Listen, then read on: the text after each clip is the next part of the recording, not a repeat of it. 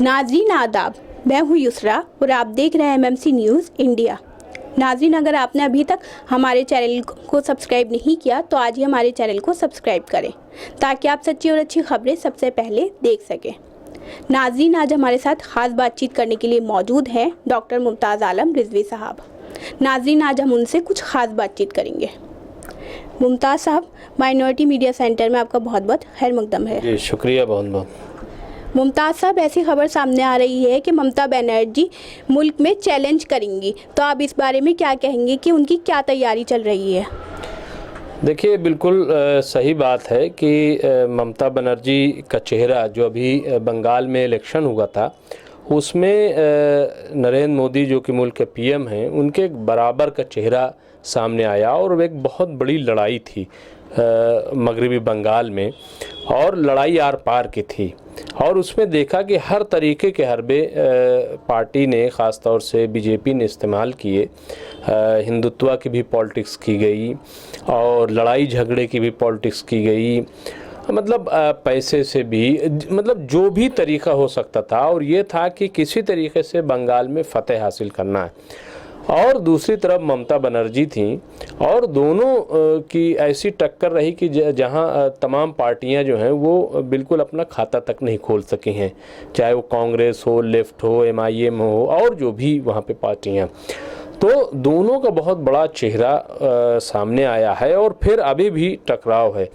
अब ये खबर आई है, जो इससे पहले भी हमने शायद आपसे बात की थी, कि बीजेपी के बहुत सारे अरकान असेंबली और लीडर जो हैं वो ममता बनर्जी के साथ बंगाल में जाने के लिए तैयार हैं।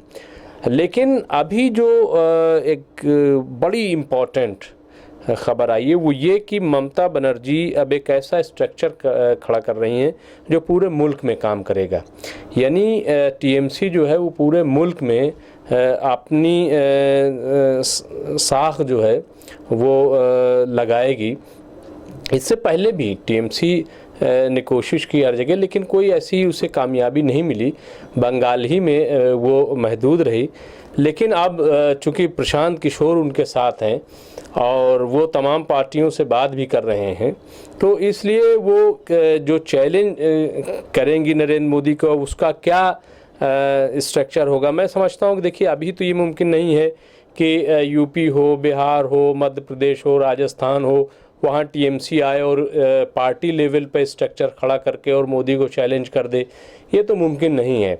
इसका वाहिद तरीका ये है कि हर जगह से उनको इत्तेहाद करना पड़ेगा। जिस तरीके से आपने देखा कि मगरबी बंगाल में समाजवादी पार्टी हो, शिवसेना हो, या और जो इस तरह की छोटी छोटी आरजेडी हो, इन सब ने ममता बनर्जी को सपोर्ट किया था वहाँ जा कर के, जबकि वहाँ इनका कोई वजूद नहीं था ऐसा, लेकिन इसके बावजूद इन्होंने एक हिमायत जाहिर की थी पार्टियों ने। तो इसी तरीके से मेरे ख़्याल से कि जहाँ जो पार्टी मजबूत है, या तो उनमें इत्तेहाद कराएं और या तो वो ख़ुद मुत्तहिद हो जाएं।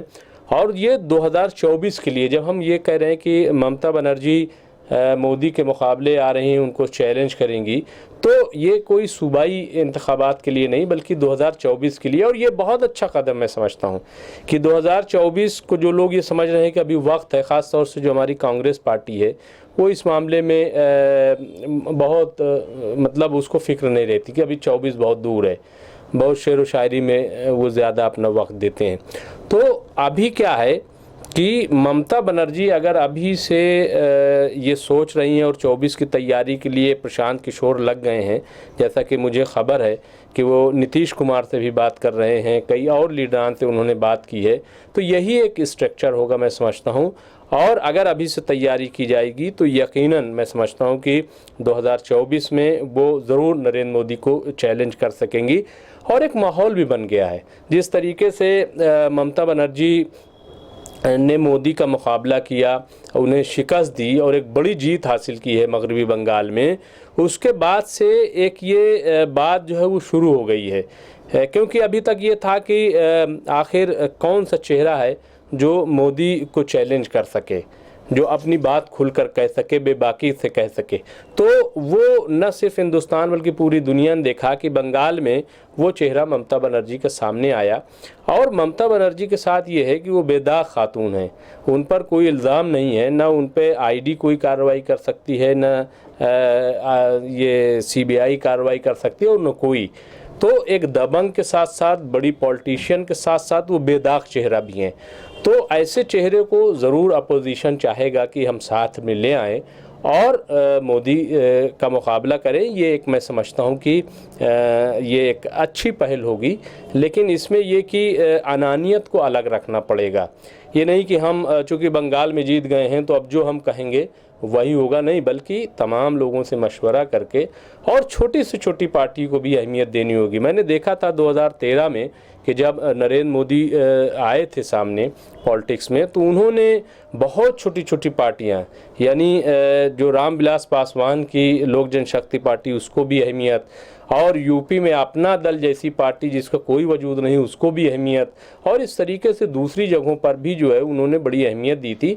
इसी तरीके से पॉलिसी इख्तियार करनी पड़ेगी और बहुत छोटी सी छोटी पार्टियों को साथ में लाना होगा।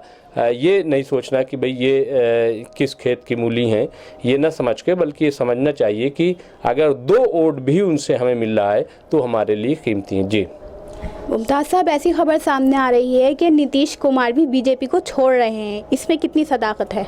देखिए, अभी नीतीश कुमार चूँकि इससे पहले जैसा कि आपको मालूम है कि जो कोशिश ममता बनर्जी कर रही हैं या जो कोशिश शुरू की गई है, इससे पहले इसी तरह का चेहरा जो है वो नीतीश कुमार भी थे। वो अपोजिशन के एक बड़े चेहरे के तौर पर मोदी के सामने आ रहे थे, लेकिन बाद में 2015 में उनको कामयाबी मिली बिहार में, लेकिन बाद में वो बीजेपी में चले गए। अब फिर वो एक जहन उनका बन रहा है। अभी उन्होंने फिर बिहार में खुसूसी दर्जे का मुतालबा शुरू कर दिया गया है, और जो मेरे पास खबर छन के आ रही है कि वो 24 से पहले वो बीजेपी को छोड़ देंगे। लेकिन मुझे नहीं लगता है कि 24 से पहले और वो कोई ख़ास वक्त का इंतज़ार कर रहे हैं, क्योंकि ये इंतज़ार का वक्त नहीं है, बल्कि ये बुनियादों को मजबूत करने का वक्त है और अभी से काम करने का वक्त है। अगर नीतीश कुमार ये सोच रहे हैं कि मैं 2023 के आखिर में छोड़ूंगा जब इलेक्शन आएगा और उससे पहले हम खूब अपना हुकूमत चलाएं बीजेपी के साथ मिल करके और खूब मज़े करें, सीएम की कुर्सी पर चिपके बैठे रहें, ऐसा ये अब नहीं होने वाला है और न कोई उनको एक्सेप्ट करेगा। थोड़ी बहुत जो जान है वो ये कि अभी वक्त है, अगर वो कुर्सी छोड़ देते हैं और कुर्सी छोड़ करके वो मैदान में आते हैं तो शायद उनको एक्सेप्ट कर लिया जाए। लेकिन अगर वो ये समझ रहे हैं कि 2023 तक इंतज़ार किया जाए, तब तक हुकूमत चलाई जाए, चाहे वो टेढ़ी हुकूमत हो, चाहे सीधी हुकूमत हो, चाहे उल्टी हो, जैसी भी हुकूमत हो, तो इसको कोई एक्सेप्ट करने वाला नहीं है। और अभी आपने बिहार असेंबली इंतखाबात में देखा कि उनको मुसलमानों का वोट नहीं मिला। हालांकि बहुत जगह ये है कि मिला भी और ओवैसी की वजह से भी उनको नुकसान हुआ, ये भी बता रहे हैं। कुछ लोग कह रहे हैं कि ओवैसी की वजह से उनको फ़ायदा भी हुआ, लेकिन फ़ायदा तो उनको नहीं हुआ है, लेकिन उसके साथ साथ आरजेडी को भी नुकसान हुआ है। बहरहाल ये तमाम चीज़ें सियासत में होती हैं, लेकिन सियासत में फ़ैसले जो है वो अपनी मर्ज़ी से नहीं लिए जाते हैं, अपनी पसंद और नापसंद से नहीं लिए जाते, बल्कि हालात का क्या तकाज़ा है उसके मुताबिक जो है फ़ैसले लिए जाते हैं। और अगर नीतीश कुमार अभी वक्त है कि वो इस्तीफ़ा दें सीएम की कुर्सी से, सीएम के ओहदे से, और वो ममता बनर्जी के साथ आएँ, दोनों मिल करके। देखिए, एक तरफ वो उधर का छोर संभाल लें, ममता बनर्जी, मुल्क बहुत बड़ा है, मसाइल बहुत बड़े हैं, और जो पार्टी सामने है, हुकूमत जो सामने, वो भी बहुत बड़ी है। तो और ये नीतीश कुमार इधर जो काऊ बेल्ट है, इसको संभाल लें। मैं समझता हूँ कि ये एक अच्छी लड़ाई बन सकती। जी मुमताज़ साहब, बहुत बहुत शुक्रिया। जी शुक्रिया, बहुत बहुत। नाजरीन, आज हमारे साथ ख़ास बातचीत करने के लिए मौजूद थे डॉक्टर मुमताज़ आलम रिजवी साहब। नाजरीन, आज हमने उनसे बीजेपी के ताल्लुक से कुछ ख़ास बातचीत की। तो नाजरीन, हम फिर हाजिर होंगे कुछ बड़ी खबरों के साथ। तब तक के लिए हमें दीजिए इजाज़त और देखते रहिए MMC न्यूज़ इंडिया, और हमारे चैनल को ज़्यादा से ज़्यादा सब्सक्राइब कीजिए। शुक्रिया, खुदा हाफिज़।